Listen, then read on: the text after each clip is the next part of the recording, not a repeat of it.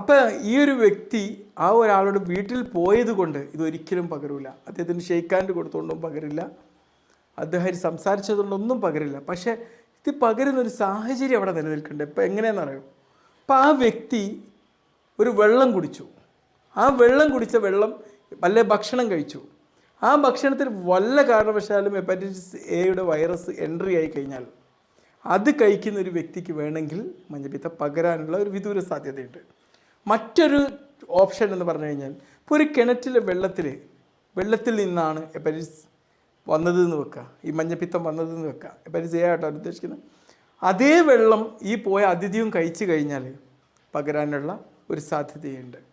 അതുകൊണ്ടാണ് ഈ മഞ്ഞപ്പിത്തം പോലെ രോഗങ്ങൾ ഏതെങ്കിലും ഒരു വീടുകളിൽ ഉണ്ടായിക്കഴിഞ്ഞാൽ ഉടനടി അതിൻ്റെ നമ്മുടെ ഇതുമായി ബന്ധപ്പെട്ട ഒരു സിസ്റ്റവുമായിട്ട് പറയണം എന്ന് പറയുന്നത്. കാരണം അപ്പോൾ നമുക്ക് ആ പ്രൈമറി സോഴ്സ് തന്നെ അവിടെ